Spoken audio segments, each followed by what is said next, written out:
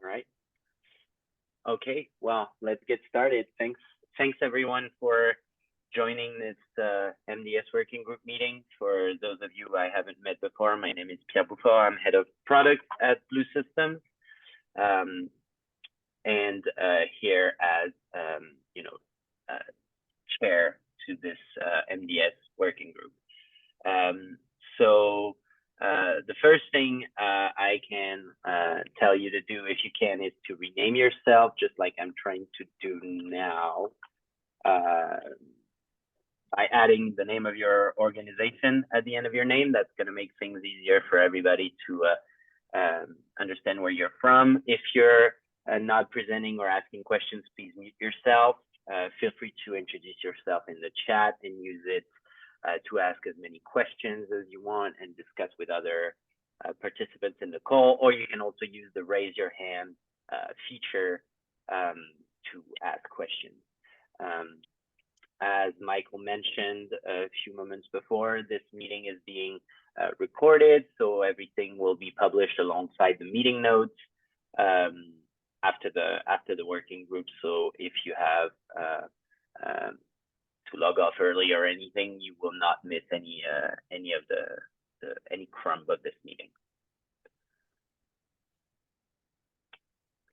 All right, and so the agenda for today, so we'll pass it over to the OMF first for introductions and announcements. And then really the core of today's meeting is to look at the results of the survey that I'm sure all of you have responded to, which is the State of MDS survey.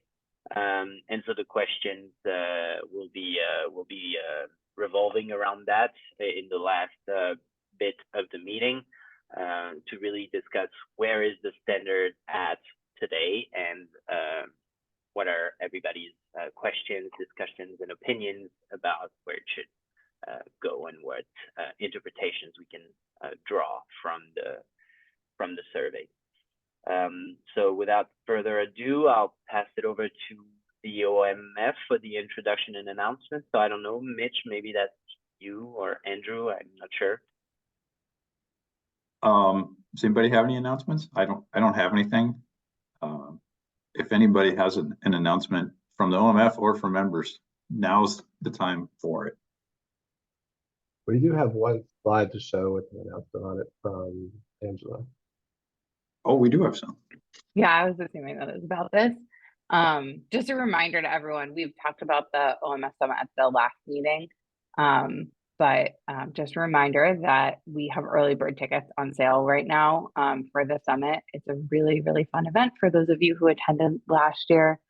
You can speak to this, but yeah, it's on the first day of CoMotion LA. So the summit kicks off CoMotion LA, and it's really a deep dive into topics like data and digital infrastructure and the things that we talk about in this working group meeting, and then also those kind of like higher level topics, plus networking and all that good stuff. So early bird tickets are on sale for the summer, so grab them before the prices go up, and yeah.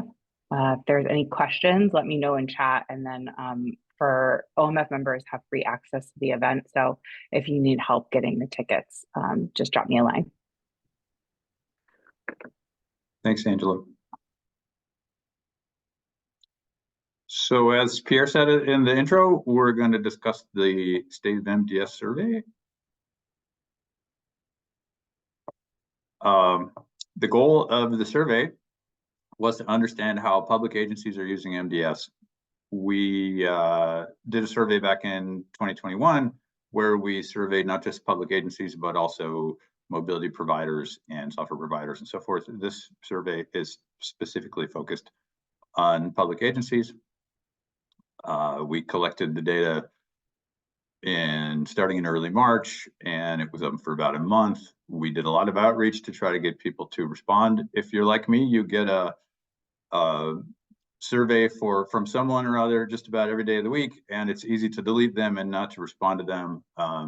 But we really depend on this information to organize how we think about our work and how we're going to prioritize the development of the specification going forward. So thanks to anybody who's on the call who filled out the survey. We really depend on that kind of input from users. And we've also put up a blog post with some additional details, which went up on the website yesterday, so you can check that out after the meeting. We had about 40 cities represented in the data that is going to be shown in this presentation, and they ranged in size from pretty small, like just over, say, 50,000 population, to very large, like New York or London, population above 8 million. And 3 continents represented. We asked about modes and what modes that are represented in MDS are being modeled. And we see that the primary usage of MDS remains bikes and scooters.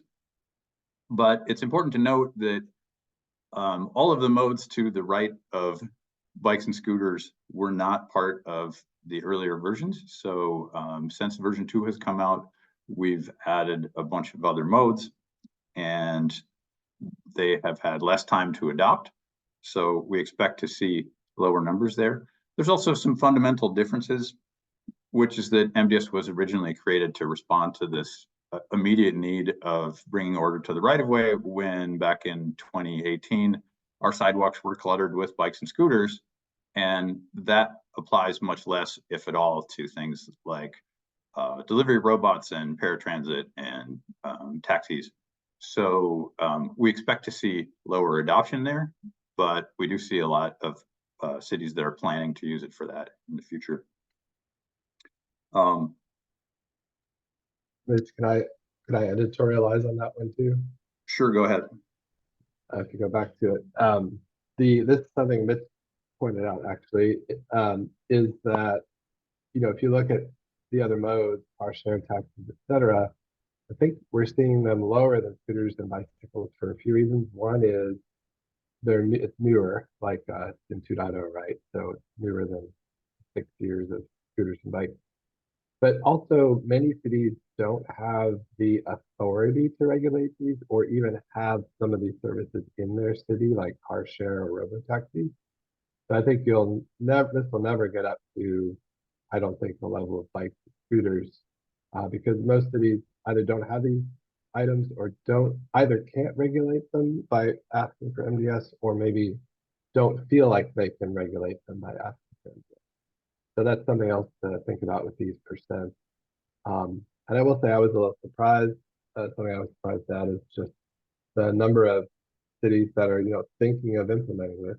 Some third or a quarter of cities are looking at car share taxis, robo-taxis, delivery robots, paratransit, microtransit. So that's interesting to see. That's a good point. Preemption hasn't been nearly as much of an issue for scooters and bikes as it has been for things like TNCs.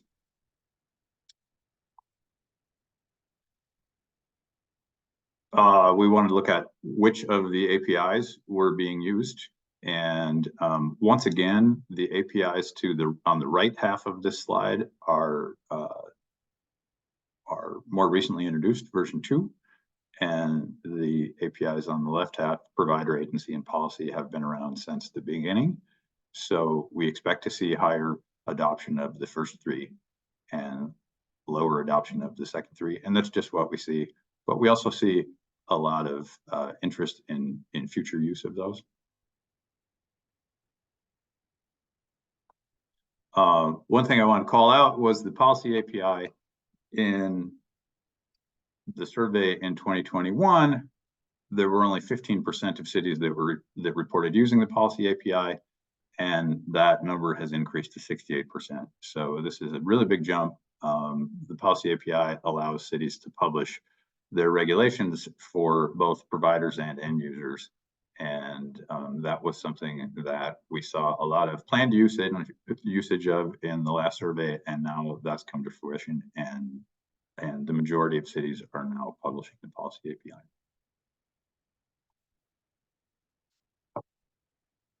There have been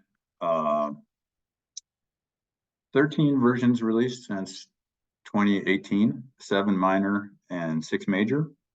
But rather than including all of them in the survey, we combined everything starting with version 1.1 and earlier into one question. So that's what you see represented here. This slide's a little bit confusing because the currently using numbers add up to way more than 100%. And the reason for that is because almost 30% of cities that responded to the survey are using more than one version. So for example, they may be using version 2 for taxis, and they may be using an older version prior to version 2 for bikes or scooters. And so they're only counting once. We see all 3 of the groups with significant use.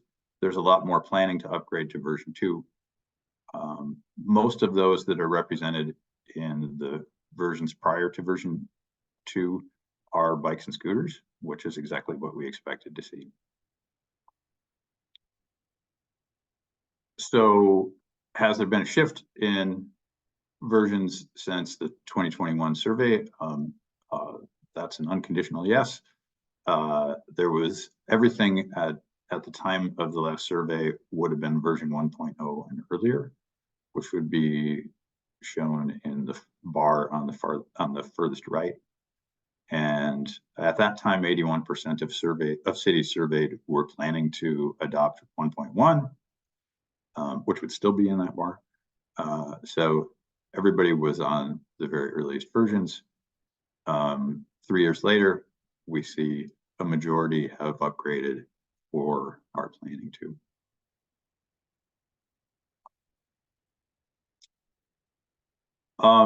One of the ways that we think is most effective in soliciting MDS data from providers is to include it in your policies, in your RFPs, in your regulations. And so we asked whether or not MDS or OMF membership was specified in scoring rubrics on RFPs. It's become a pretty popular idea. Quite a few cities are doing it, more than half, and with many more planning to in the future. We have the same position on version requirements. So when you write an RFP, when you write, or maybe past the RFP point, when you're writing a policy or a regulation, you should include language about what versions you're expecting and when new versions are released, how that's going to be handled. And the most common way of doing that is saying that you want the most current version and then put some sort of a time frame around that. So we've got recommended policy language and a recommendation of 6 months for a major release and 4 months for a minor release. So in your regulations, you would require MDS and then say when the current version of MDS changes, that you give that time span for your providers to update.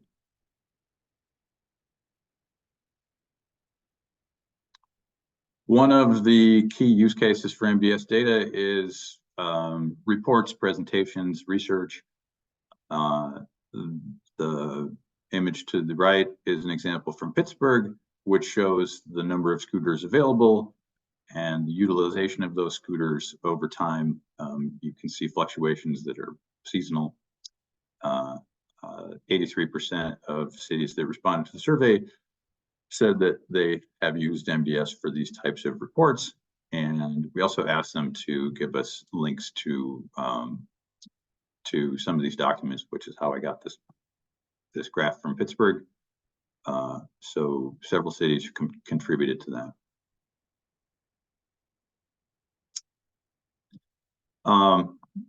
Many of the lessons that were learned in the creation of MDS were applied to the creation of the curb data specification. And we asked cities if they were planning to use the curb data, if they were using or planning to use the curb data specification in the future. And more than half are planning to. The number that are currently using is still relatively small, but it's a much newer specification. It's only been around for 2 years. But there's a lot of momentum there, and we feel like some of the things learned in MDS have been helpful in creating CDS. And lastly, we've got a blog post with additional details about the survey results, and I encourage everybody to check that out on the website.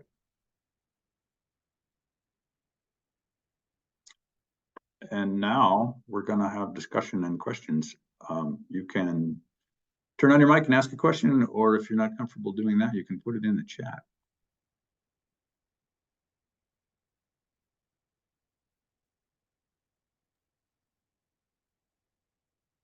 Mitch, I had a thought when you were showing a slide about the cities that have used created reports, dashboards, and presentations from MDS. I think I'd like to add that to the blog post, maybe in a bulleted list at the bottom of all the ones that are public.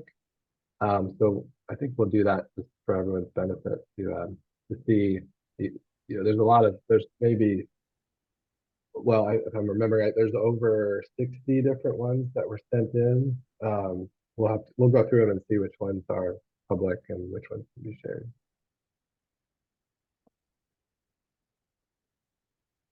Thank you, Mitch and Michael. I'm just curious, the information by city is not public? You're not sharing specifically city X is using MDS, to that degree, city Y to that degree, no? We aren't, and we didn't do that before either. Mitch, if you go to the map, you get a sense of it from the map. Oh, But we, yeah, I don't know, I guess it could be up to discussion how we worded the survey. If we said we wouldn't attribute the responses to individual cities, but usage of MDS is probably public record, so I don't know if we want to talk about potentially just listing the 40 cities that are represented.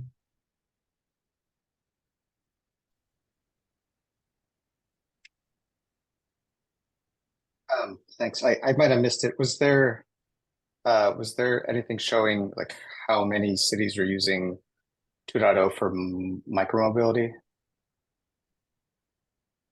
It's difficult to answer because we have cities that are using multiple versions and for multiple modes. So, but the majority of the respondents are using it for micromobility, like 70% of the respondents. Some of that 70% are also using it for other modes. Right, that makes sense. I asked because we just issued a new set of scooter permits, and then the application for those required 2.0, and we're in the process of upgrading ourselves.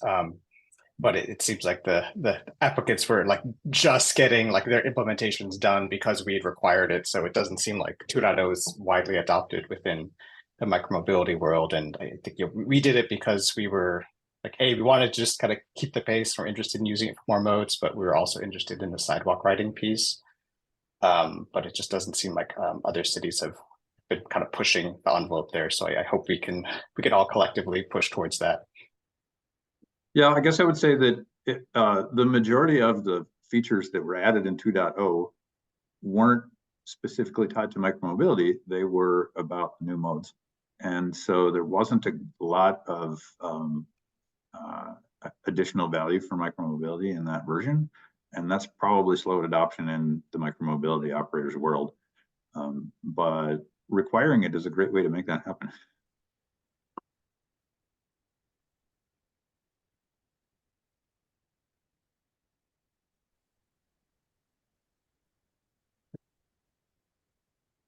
Go ahead, Gene, you had there. Yeah, sorry, I was trying to finish typing a note and then find my unmute button.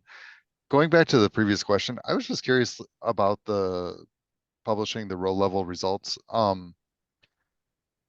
could imagine maybe some of the questions maybe would be like about your plans. Maybe people wouldn't want to publish that, but is there resistance to publishing the row level data for any of the other fields? I'm just curious what the general feeling of that is, or why that would be, because to me, it seemed like there was absolutely no reason like to hold it back. And it seemed like it was pretty insensitive. I don't know how to describe it.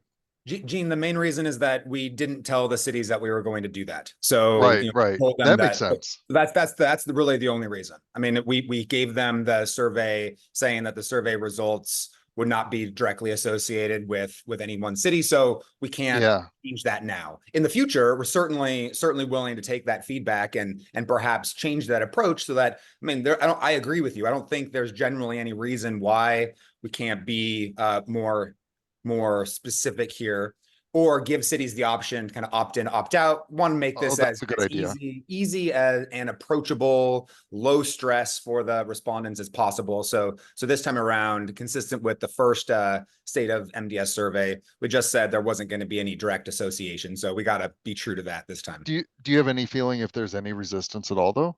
That's what I was curious about, if you'd ever asked anybody.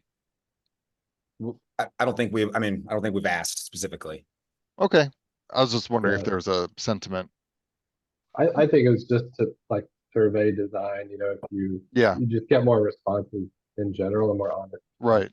Yeah. Okay. Thanks.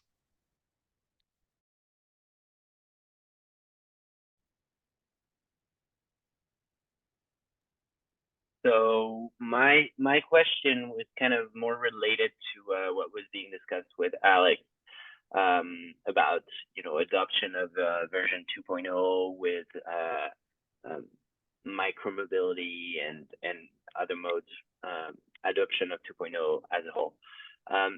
So I guess my question is for the city attendees of this meeting, but I'm curious to whether was there any occurrence of cities enforcing upgrades of the standard on their mobility operators, generally speaking, that was not related to the fact that it's a new mode that you couldn't get before? For example, like we were mentioning taxis in 2.0, you couldn't do taxis in 1.x. And so obviously you had to ask for 2.0. But so my question is more like, were there occurrences of operators you already had connections to in versions 1.x and where you asked for the upgrade?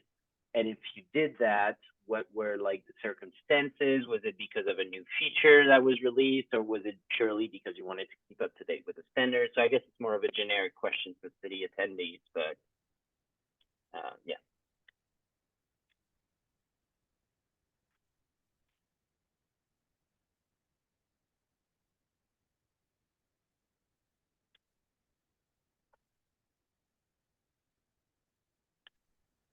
I guess I'll answer Pierre's question, even though he knows the answer from me, since New York City works with Blue Systems. On the New York City side, we'll soon start requiring, as we've discussed with some of our micromobility operators here, 2.0, and it's really just to be up to date on the model, or on the versioning.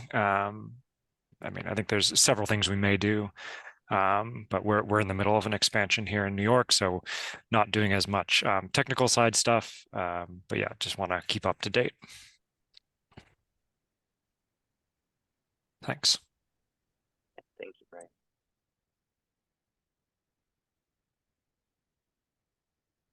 I think there's two things, at least some more common in the Bay Area. I'm Craig, I'm from San Jose. But first thing being, we have like fairly standard language in our administrative regulations that basically mandate an upgrade every single permit period to the most recent version of MDS.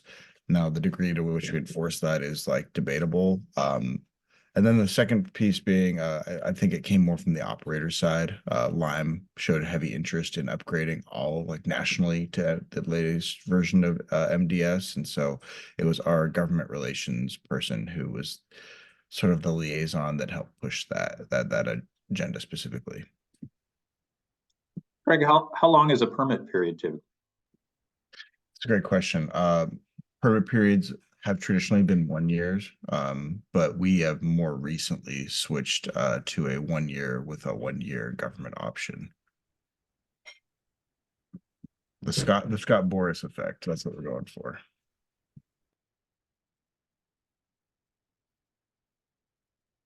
I think that's common. That's something I've heard from a lot of cities is that upgrades happen when the permit gets renewed, and which is why the center column here, most current version. So rather than specifying version X, if your language says most current version, then you don't have to go back and rewrite your permit or update your permit.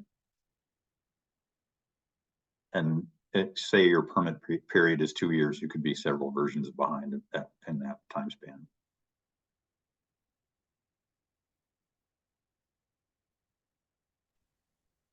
I'll add in for New York because I didn't say it, and I think it is interesting. Thanks, Mitch. That in New York we do have a long-term 6-year contract with our operators. We're one-ish year into that, and we have pretty much the same language that Mitch was talking about of like.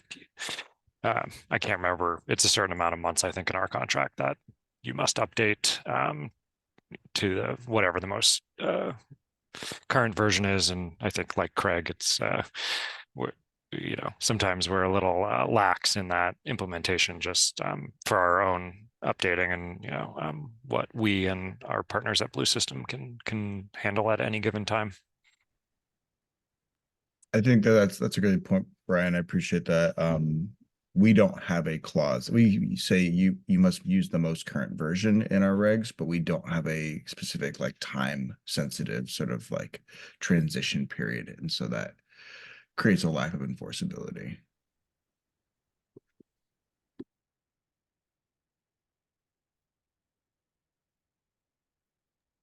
So I'll more of an observation than a question, but I thought it was interesting to see through the survey responses, the number of agencies that are using an older version and haven't yet upgraded, have identified they plan to, intend to in the future, and certainly as an organization, we want to be supportive of helping agencies make that jump to the latest version, as much as we can. But I think a lot of it, to me, goes back to the urgency around MDS originally was certainly related to the introduction of scooters and micromobility, and the rather sudden nature of the introduction of those services on city streets, and the kind of quick uptake of MDS as a way to help manage those fleets across to different operators. And previous versions continue to work for that functionality. And there is certainly, I think what the survey told us, there is definitely interest in the additional modes added in 2.0 and even additional modes beyond 2.0, and especially as we get into more specificity around robotaxis and the opportunity of MDS policy related to services like robotaxis or just communicating incidences on the road. It's not the same level of urgency. And so it's going to take more time. That arc of adoption is going to be longer. And so we have an opportunity as an organization to provide some guidance and resources to help agencies along the way. And then when it is sort of the time, because they want to start using MDS for taxis, or they want to start using MDS policy to communicate more kind of the state of roadway conditions and unplanned incidences and closures and things like that. I think it's interesting that there was a lot of, lack of a better word, urgency around some of the adoption of previous versions. And I've come to realize that we have more time to work with agencies to help them through the adoption of 2.0 and make sure that they're doing it for reasons that are going to be really a value add for them and for the operators that they're working with. Yeah, and I don't want this to come off as like an issue about operators. There are plenty of instances where cities have decided they're going to stick with an older version because they've already built some internal tooling around the data that they're getting from operators, and upgrading would mean that they'd have to redo that work. So there's a lot of reasons to stay where you're at for some time.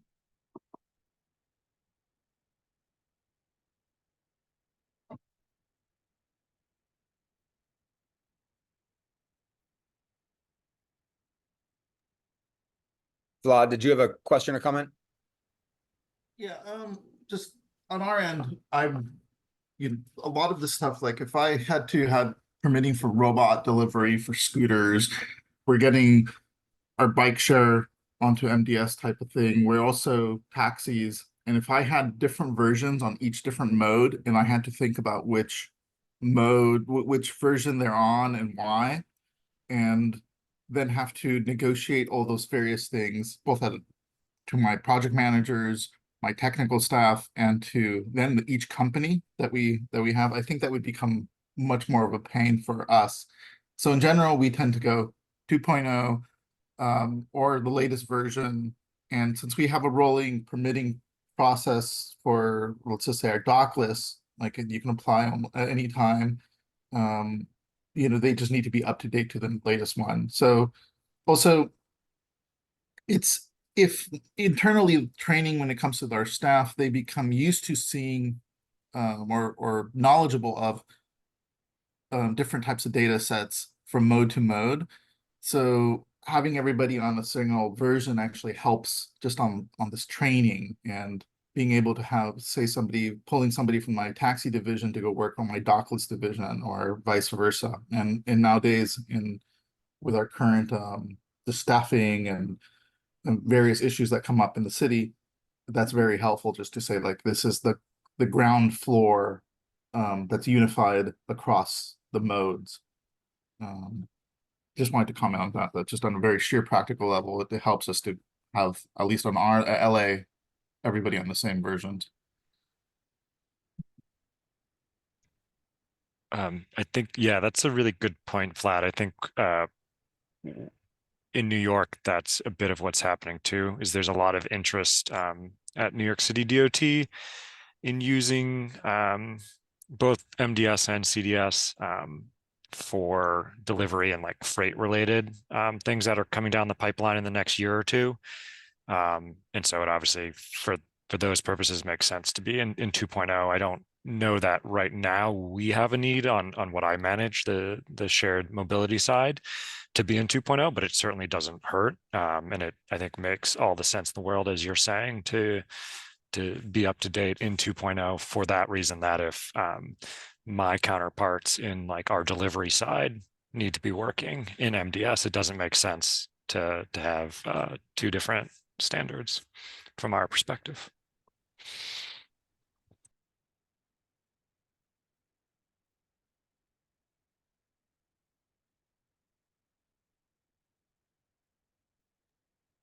Mitch, can you go to the slide, one of the earlier slides that showed but the kind of current use and then planned use for the different modes?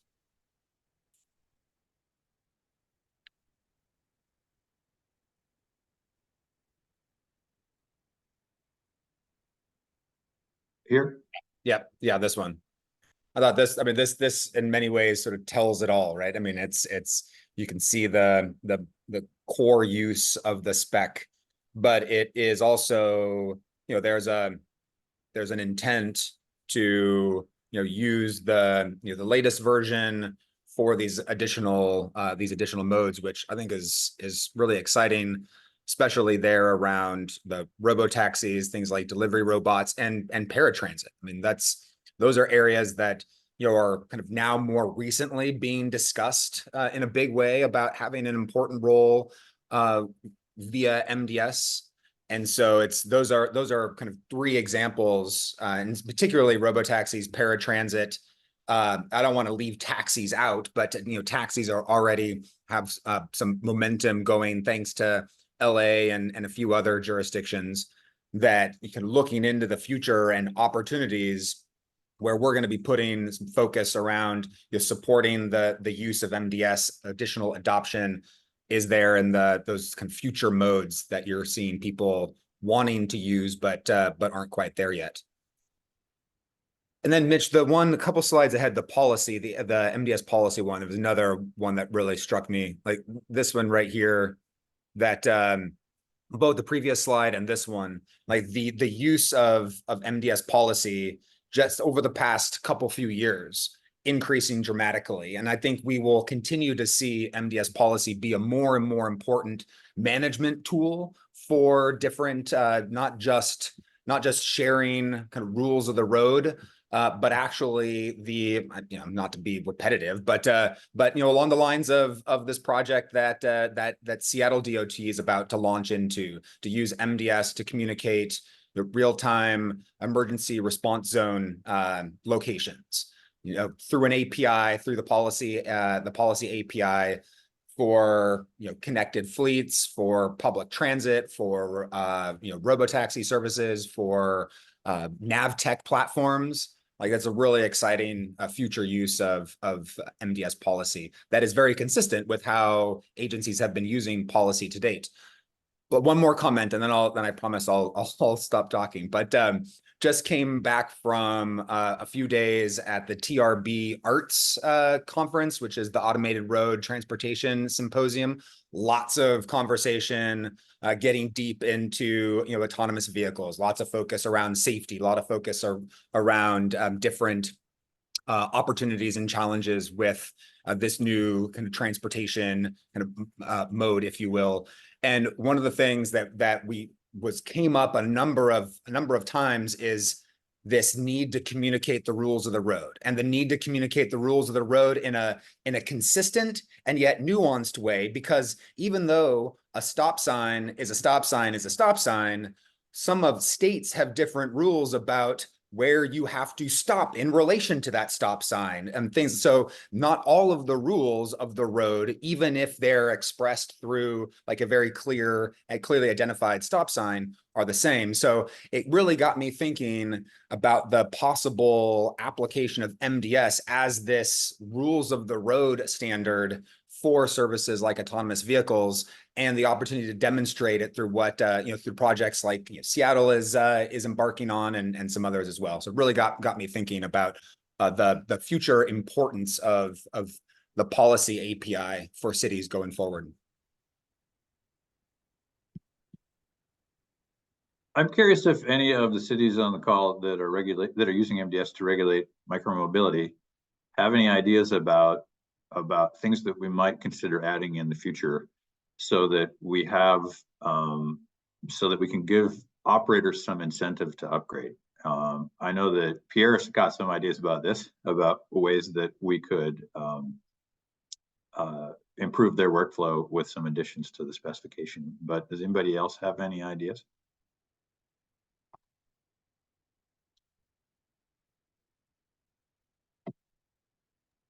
Vlad? Yeah, it's funny that so for us, policy is kind of the backbone for so much of any type of management of micromobility and other things here. It's not just pushing out information, but kind of this is how we do community relations with our council offices, with the neighborhood groups and business improvement districts, and communicating with them to customize what is a local special operations zone, and bringing in different variables of what would be a policy implementation in that neighborhood, right? And like block by block, that kind of thing. So thinking about Olympics for us, like the policy is going to be the backbone for like basically policy API on steroids for how we think about future things in how we're going to manage large events like that, but one of the things that I bump into is GPS resolution level. Like what level of accuracy do the people actually have in their hardware? Because there's always certain levels of GPS drift that occurs, and that actually informs the level of resolution that we have of expectation for policy and enforcement of a policy in an area. And that's something that I'm always wanting companies to give us more information of what's the next technology, what's new technologies, what maybe one company is implementing in their hardware that would allow them to be able to work more closely in an area that necessitates a lot of policy implementation. Not all areas are. When they're not needed, they're not needed. It's easier for us, it's easier for them. But when it is needed, we still want to have that marketplace available to them. So that's just something that thinking about policy, thinking about what other cities are doing with the levels of complexity of policy API implementation, we're always hearing. We're waiting to hear back from Paris Olympics and see how they're doing and what levels of complexity they did, because we're not just mapping for humans, we're mapping for robots at this point, right? And it's a stop sign's different for a robot than it is for us. So I threw out a bunch of different ideas, but those are all various problematics that are in my mind and our LA DOT. Greg? Yeah, I just have a question for Vlad. So in San Jose, we have like a lot of like the Lime Gen 2 still. Like we haven't seen a major hardware update, at least fleet wide. And so I'm curious in LA, what is that cutting edge? Like we're still looking at, I don't know, I guess best case scenario, we're thinking about maybe tens of meter precision, right? For GPS. Has it gotten appreciably better in the last couple of years for you? Not that I see. It hasn't. And this is where redoing our permits to require a certain level of resolution or knowing what geographies there might be issues, or it's a kind of a hard issue because companies don't always want to share that because they think, the regulation element of it. So it's a cat and mouse game. But no, it hasn't gotten any better. But all I could tell you is that parking and having specific parking digital drop-off locations is become more of an issue. So yeah, answer is no. For what it's worth, I've seen a number of companies that are working on alternatives to GPS they're all ground-based systems. They don't involve satellites, so that you get away from the reflection problem. And so they're using things like Bluetooth beacons to improve the accuracy. But I don't think any of them are really ready for prime time yet.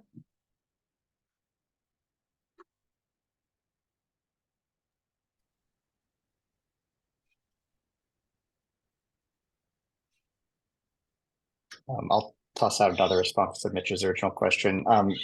Ideas of other things that might incentivize micromobility operators.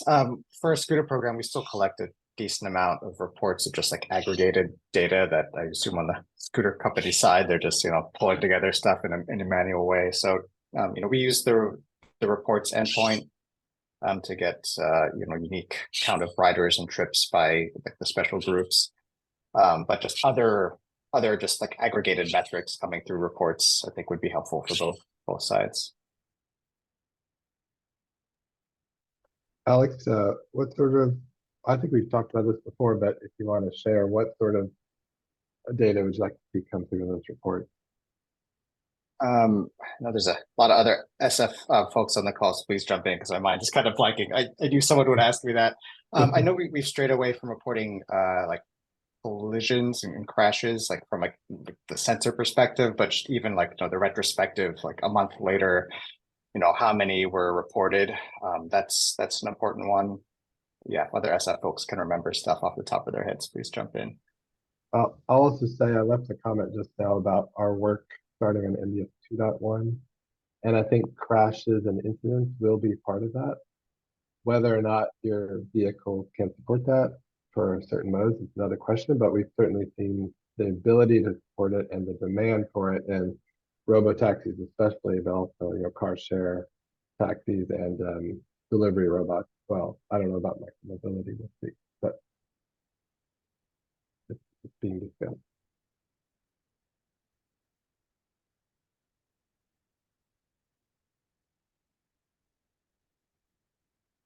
Sorry to interrupt if someone was going to share something.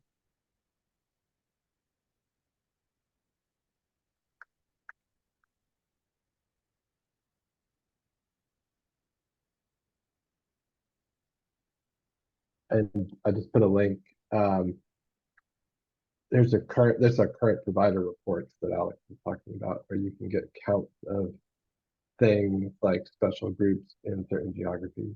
And I think, Alex, actually for 2.1, don't you have an issue open to sort of refine this a little bit anyway? Yes, that sounds right. Yes, I found it. I'll put it in the chat. It's about specifying which geographies you want your reports to be returned in. Oh, yeah. Yeah, right. Because geographies, right now, the current response has to be for all the geographies, and we don't need them for all the geographies. So we are listing the specific geography IDs.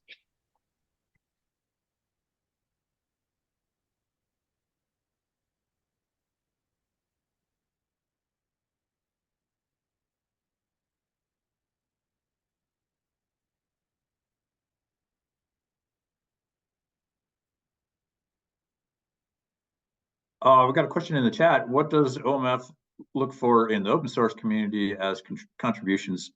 Is there any low-hanging fruit that third-party developers can work on to help? We're always looking for contributions, and third-party developers are certainly welcome to help. That work is organized through this group, and so if somebody has an interest in a new feature or a change to something that's already in the spec, they can open a PR. Yeah, and I'll say too, so like that's, typically what we're dealing with the OMF is specifications, and that's open source, and it's not exactly software. It's more the blueprint for how to exchange information with software that is built outside of the OMF. If you are really interested, then something that we have been talking about, which we haven't built yet, is some sort of feed validator. So there's a lot of different ways to build that. It could be an online tool to validate different MDS feeds. It could be a cloud tool that requires authentication. It could be some sort of container or desktop or server tool. We'd love to see that developed, and we've talked about doing that, and there has been some demand for it. And we know that some companies have their own version of this, but it's tied to their own unique infrastructure and not really even made in a way that could be open sourced really easily. But if that's an area I've always thought that could be interesting for someone who's developing software to create. There is a bit of a challenge there because most of the MDS feeds require authentication, so it can't just be, paste this URL to my MDS feed into this browser, unless you're talking about the policy API, which is meant to be public. So, maybe a validation on the policy API is the way to start. That could be a public sort of open source software service.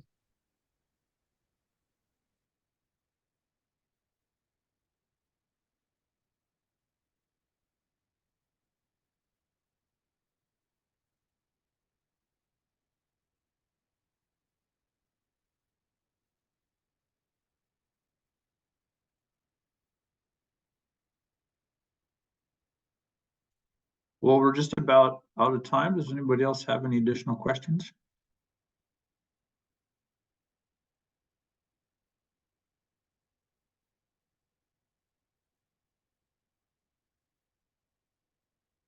If not, then I'll give everybody back 5 minutes of their day. And we hope to see you at the next meeting. And Mitch, I just put a link to our open API schema, which is useful for if someone did want to build something. It gives you basically the blueprint there to do it. You just have to plug that schema into the tool. Thanks all for joining, and special thanks to the cities who responded to the survey. Really appreciate that contribution. Yeah, thanks everybody. See you all